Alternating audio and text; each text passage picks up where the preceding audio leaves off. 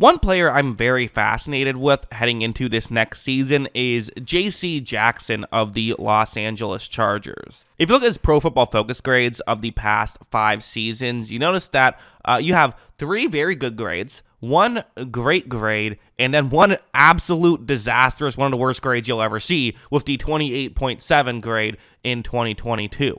How the hell did this happen? What went wrong? Well, several things. So first, let's just take it from the, what were his expectations heading into year 1 for the Chargers.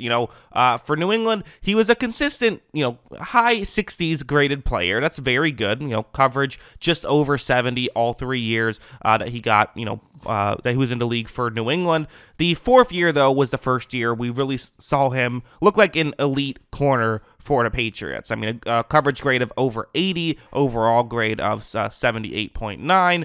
He could stop the run at his best rate that season as well.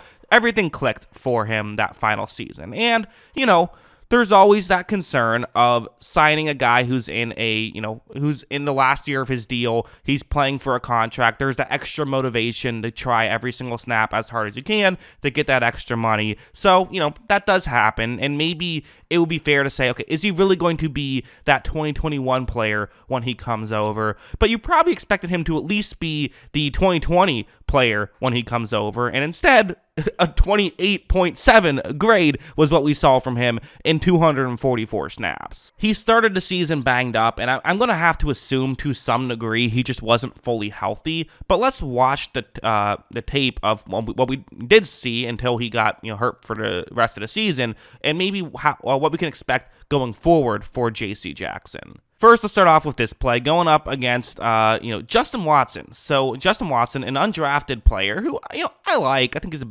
a good, solid role player, but he's not like anyone. I mean, again, he was undrafted for a reason too, and it's going to be a one-on-one matchup.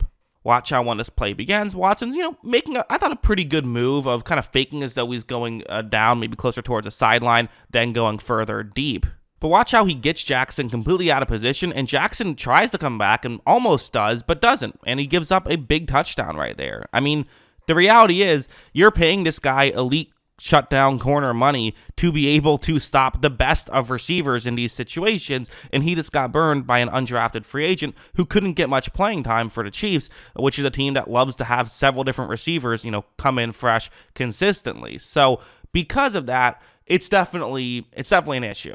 I mean, honestly, there were times where you saw him just kind of get completely blown by. I mean, it was very bizarre, where that's not really an issue you saw from him in the past, and it does make me wonder a little bit of like, is he just not fully healthy? Is it, is him getting blown by here because, guys are faster than him, not typically, but right now?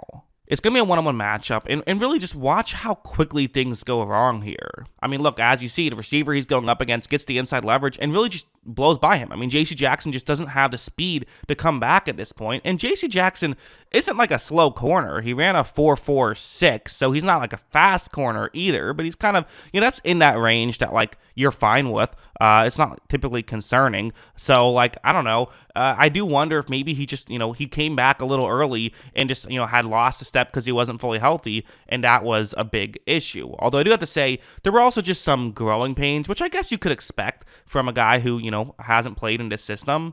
Like this play, it's going to be a cover 6. So on the top of the screen, it's like a cover 2, where the corner is just in charge of covering 5 to 15 yards down the field. But on the bottom of the screen, that's not what's happening. JC Jackson is supposed to stay further deep on this play. Like, watch how when this play begins, you see that there is a receiver running a deeper route right next to JC Jackson. I mean, look, JC Jackson could reach out and touch him if he wanted to. I mean, that's how close he is right now. This feels to me pretty obvious that Jackson should be covering this guy. I think I don't know what happened, but I think he just got the wrong play in his head. I think he thought it was something else. Because again, if it was cover 2, then the safety would be staying further deep, or at least you would want him to stay further deep. And if it was also cover 2, I also think that he should be a lot further in than if it was cover 2. He should be covering the guy underneath if you are playing cover 2 zone. So either way, he's not playing this properly. I don't know what coverage he thinks it is, but he's not playing it properly. As you see, this is going to be, he just doesn't really cover that guy, and it's a deep shot that could have been a touchdown with a perfect throw. It wasn't a perfect throw, but that's just, again, it was just a mental error from J.C. Jackson. There's really no other way to describe it. And then there's also just some simpler stuff like this, where it's zone coverage. He's supposed to be covering deep here. So again, you don't expect, if there's something underneath, you kind of expect him to give up that catch, right? But right when this play begins, I mean, notice how, Amari Cooper, who he's covering, hasn't really given away what he's doing at all. He's just now starting to give it away. But look how much space J.C. Jackson is giving up on this play. Now, granted, he's defending the first down marker a little bit, to have to get to the 37-yard line for the first, although it is a first down situation, so it's not like it's a fourth down situation where that's all you care about. But still, with this much space, it's just an easy completion. Watch, Brissett makes that simply, and not only that, but Cooper is still able to get the first down right there. So to me, when I watch this tape, honestly, I just think J.C. Jackson wasn't healthy. Like, I don't know. Who knows, right? It's complete speculation here at this point. But, and we know he was, working through something. He did miss the first game of the season for that very reason. But it just feels like this is not the J.C. Jackson we had seen in the past. If he came in and wasn't a good scheme fit and he still does the things well that he did in New England then sure, fine. And I'm going to sit here and say, okay, it's probably just, maybe it's not a good scheme fit. Maybe it's a disaster of a contract.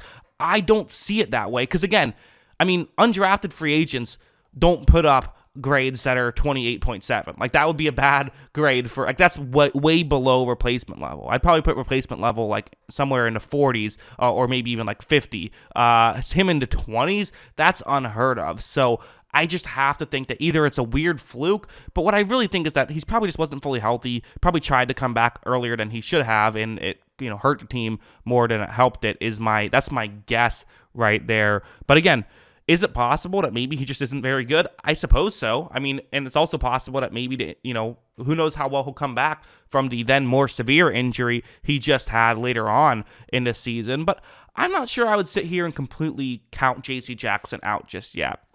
Again, there's some growing pains of him learning a new system. I don't know if I love the scheme fit in general. That's something I do feel. But the reason I kind of didn't love the scheme fit was more so I felt like, are you really going to maximize the value of a J.C. Jackson in that scheme? Not that I thought that he would play poorly in it. And again, we did see Jalen Ramsey have a great season in the same scheme back when Brandon Staley was with the Rams. So I don't know. There's still potential. Here's what I'll say. Well, yes, it was concerning. There's no denying it was concerning. Let's not give up on J.C. Jackson just yet. I'm certainly not. I certainly think there's real potential for him to improve. So, yeah, I mean, that's kind of how I view all of this. What do you guys think? Let me know in the comments below. What are your thoughts on J.C. Jackson and his first year in a Chargers uniform? That didn't go so well. Always love hearing from you. And, of course, as always, thanks for watching.